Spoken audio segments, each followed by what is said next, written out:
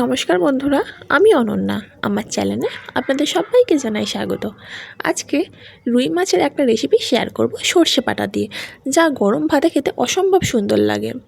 তার জন্য প্রথমেই আমি 6 পিস রুই মাছ নুন আর হলুদ মাখিয়ে 10 মিনিটের জন্য রেখে দেবো। 10 মিনিট হয়ে গেছে। এদিকে একটা কড়াই ভালো করে গরম করে সর্ষের তেল দিয়ে তেলটা গরম করে নিতে হবে। তারপর এক এক করে মাছগুলোকে দিয়ে মাছগুলো দুপিটি লাল লাল করে ভেজে নিতে হবে। মাছটি কিন্তু একদম বেশি লাল করে ভাজবো না, তাহলে মাছ কিন্তু শক্ত হয়ে যাবে। যখন হালকা একটু মাছের মধ্যে লালচে কালার চলে আসবে তখনই মাছটা তুলে নিতে হবে। মাছগুলো ভাজা হয়ে গেছে, এবারে আমি মাছগুলো তুলে নিচ্ছি। যেহেতু রান্নাটা সর্ষে বাটা দিয়ে করব, তাই সর্ষেটা এবারে বেটে নেব। আমি এখানে 2 চামচ সাদা সর্ষে আর 2টো কাঁচা লঙ্কা নিয়েছি, নিয়ে একটা পেস্ট বানিয়ে রাখবো। এবারে মাছ ভাজার তেলেতেই 2টো কাঁচা লঙ্কা আর 2টো মিডিয়াম সাইজের পেঁয়াজ কুচি দিয়ে পেঁয়াজটা একটু লাল লাল করে ভেজে নেব। 3-4 মিনিট ভাজলেই পেঁয়াজটা লাল লাল হয়ে ভেজে যাবে। তারপর পেঁয়াজটা একটু ওপর দিকে তুলে রেখে তেলটার মধ্যে 1 চামচ আদা রসুন বাটা দিয়ে আদা রসুনটাকে তেলের মধ্যে ভালো করে ভেজে নেব। এভাবে যদি তেলের মধ্যে আদা রসুনটা ভাজা যায়, তাহলে খুব তাড়াতাড়ি আদা রসুনের কাঁচা গন্ধটা চলে যায়, বেশিক্ষণ কষতে হয় না।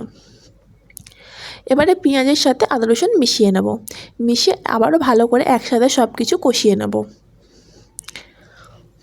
তারপরে দিয়ে দিলাম একটা টমেটো কুচি। পেঁয়াজ, টমেটো, আদা রসুন সব নিয়ে কিন্তু একসাথে ভালো করে কষিয়ে নিচ্ছি। তারপরে এর মধ্যে দিয়ে দিলাম ঝালের জন্য শুকনো লঙ্কা আর কালারের জন্য হলুদ গুঁড়ো দিয়ে একটু মিশিয়ে নিয়েই দিয়ে দেবো জল। জলটা বেশি পরিমাণে দেব না, অল্প একটু জল দিয়ে ফুটে আসা পর্যন্ত অপেক্ষা করব।